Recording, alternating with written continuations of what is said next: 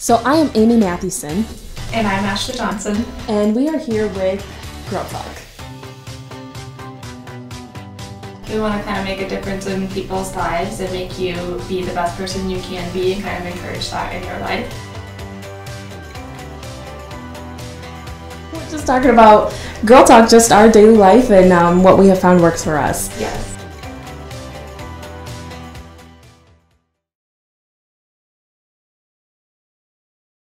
Hey girlfriends, and welcome to Girl Talk. It's Friday again, and I am so excited to share with you. I know, weekend's here. I'm so excited about our guest today. This is Tabitha, and she has a very special story about the heart, and we'll be learning a little bit more about that today. Would you like to share that? Sure. So I'll just jump right in. So I'll just start with the verse, just because I felt like this.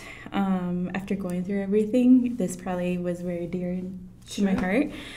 So Psalm 73:26, my flesh and my heart faileth, but God is the strength of my heart and my portion forever. So that's perfect. I love it. That's perfect. Yeah. And I'm really excited because I don't know your story. Right. But I know a little bit, and like that verse is just going to line up perfect. Yeah. So we'll be learning a lot today too as well. So we're excited. Yeah. So where do I start?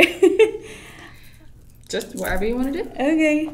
So I had a stroke 3 years ago now in December. That's crazy. Yeah. 3 years? Yeah. And how old in were December. you? 25. Okay. Mm-hmm. Wow. I remember you being young. I was like, you're so young. Yeah, that loops into like a little bit of facts that I have. So it's very, very rare from like babies up until like 20, let me see. You're fine. You can cut that out. Oh, no, it's good. Like 26, I think it was. It's very rare. No, actually, no. Oh my goodness. I can't read my writing. From 40. So it's from like babies up until you're 40. It's extremely rare to have a stroke. So It's crazy. Yeah. And then from 41 and up and 60 years, it's common, and then it becomes more common. Okay. Mm-hmm. So we definitely didn't know that I had a stroke. Oh, wow. So it happened December 31st on New Year's Eve. I'm like, of course. Yeah, of course, the holiday. And I woke up, actually I was by myself because Steven had to work. And this whole side was just all paralyzed. I couldn't move. Everything hurt. Everything was just stiff. And if anything, it felt like there was like a nerve that I hit in my back, maybe. That's what I was thinking. And I couldn't move. Maybe like I slept wrong, something like that. Wow.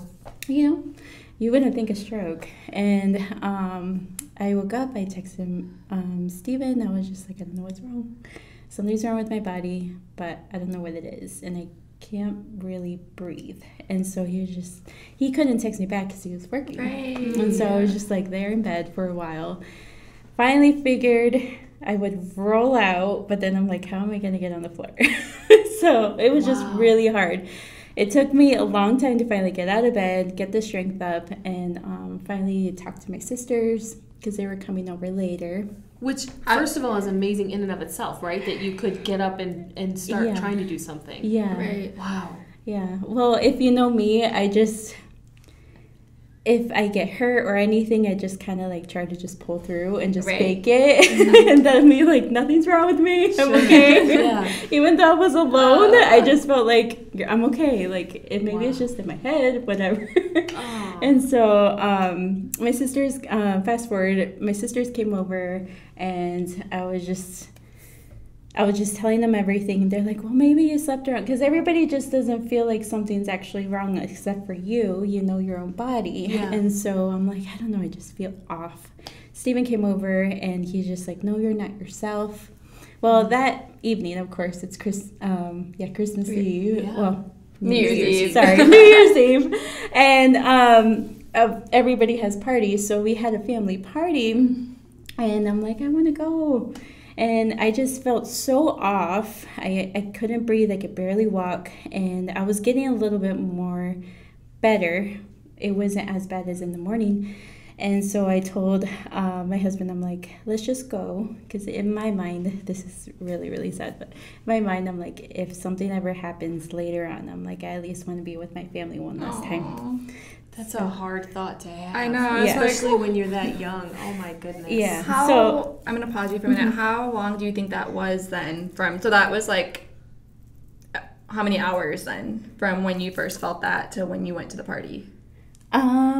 So that was, I woke up at 10 a.m. Okay. And then I went to the party. We went to the party around like 8 or 10, so 10 hours, yeah. Yeah, were you able to eat anything during that time, or like what were you doing during the day? I drank a ton of water. I tried to eat a little bit, but it was just really hard. And how long had you and Steven been married? I was only married 8 months. Wow. Mm-hmm. Wow. Mm-hmm. Wow. And it's like, obviously your body knows something's wrong for you to have the thought that if something happens, I want to spend this last time with my family. Yeah. Oh my goodness. Yeah. Okay. So, sorry, I was just curious about time. Same here. Yeah. So then, fast forward to the next day, I told Steven, my whole family knew something was off. I could barely walk. My sister has a long stairway in her house to get to the bathroom and then go all the way back down to the living room. And I just couldn't do it. Like, it took me forever to get up. And I was just like, oh, wow. So I didn't say anything to the family. I told Steven, don't say anything to the family. I told my sisters not to say anything. And then I said, if I feel worse tomorrow, we'll go to the hospital and see. Or to the clinic, actually. I didn't go to the hospital.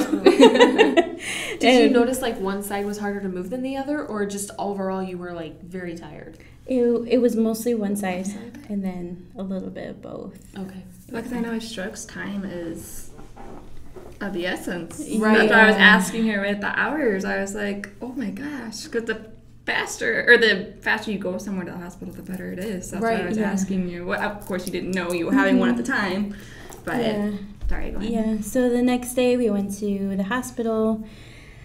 They couldn't find out what I had, so I was there for 5 days in Franciscan. Oh my goodness! It took all these tests, and it didn't help that there was another hospital that was in there too. They were taking care of their patients because they were down, so they had double the patients at the time, and so I was just getting pushed back. So I was there for 5 days, and then the doctor was basically gonna let me go. They found out that I had a stroke. The way they told me was very, very sad. The doctor basically came in and he's just like, oh yeah, we found the result. You had a stroke. And I was like, what? And then he left. And I'm like, wow. So my whole family was just stunned. And we were just like sitting there. And then eventually I just started bawling. Oh, of course. How do you just even process that? You don't even know what life is going to hold after that and what you do. And Yeah. So they couldn't find out where the clot was and everything. So they were just going to push me over to rehab and do physical therapy. There was an amazing nurse that she stood up for me. She was there for me for at least 2 days, I think it was. I don't remember everything. Sure. And she stood up for me and she stood up to the doctor and she was like, no, we need to know exactly where she's getting her stroke. And I kept having mini strokes too at the hospital. So it was like reoccurring. And she talked to the doctor because she told us what was going to happen. They were just going to discharge me and let me go to physical therapy, not knowing anything. So she stood up for me, and the doctor came in, and he's like, well, we talked about it and everything. And then later on, the nurse was like, yeah, I basically told them that you need to figure it out. Where? So then they transferred me to Chicago. Good. And that's where I went to Northwestern, and a couple days later, that's when they found out that I had a blood disorder. So my blood automatically creates clots. Oh, no. And then they also found out that I have a hole in my heart. And so with the hole in the heart, if you have a clot, it can easily go through the heart and then up to the brain. No way. Like, were you born with the hole in your heart then? Yeah, I was. And they just never knew it. Detected it or anything. Oh my gosh. Yeah. I didn't know that. So I don't know if you you have to take stuff every day then for like Yeah. blood thinning Yeah, stuff. so and, it's lifelong. So Yeah. I'm on warfarin for forever. Yeah. So actually, I came from an appointment, and they just drew my blood. So every month, I have to get my blood checked to make sure it's within range, Right. to make sure it's not too thin, not too thick. Right. Wow. Yeah. So then walk us through after that. Recovery Oh, process, yeah. I guess. Recovery. Yeah. So I went to physical therapy. I did occupational therapy because there was a lot of nerves that were just shot, and I couldn't get my brain and my nerves to, communicate. Right. So I had to do that for a little bit, and then I did physical therapy 2 hours for 3 days throughout every week. It was just really rough. And looking back, I'm like, oh man, I was really tired. No wonder I was exhausted, because going to the gym already, just even for Yes. 1 hour a week, that's a lot. Yes. And so 2 hours for 3 days a week, yeah. I really pushed it hard. I really wanted to get back Right. into You're being determined. somewhat normal, yeah. So who were your biggest supporters? Did you have a lot of help? Yeah, my whole Good. family. Some of my sisters even moved in with me Aw. because my husband was obviously working. And so, yeah, they helped me a lot. And yeah, I Wow. just had a lot of family. Hmm What kept you motivated every day to get up and keep trying? And just to not give up? I think just going back to normal. That's all it was. Like, in my mind, I just wanted to go back to normal. I wanted to go do stuff by myself. I hate leaning on people. I'm just very independent. Mhm. Yeah. So I think that also helps too, you being independent to get to that, to get better, because I feel like you're always, there's no, I feel like me, like I feel like if you're more that way, it's easier to Yeah. keep yourself motivated and driven to. So Get what back was to- like your biggest hurdle that you had to overcome? um, I'm sure there were a lot. it is a lot. Like, it took me even a while to get an okay from my doctor to even drive. So that took a while. I was just scared of everything. And then also now I'm with different noises. If it's too loud or too high pitched, it hurts. Like, my brain hurts. And I even asked the neurologist, I'm like, is that ever going to go away? She's like, well, it's like a scar on your brain, and it's going to try to heal, but it's always just going to be there.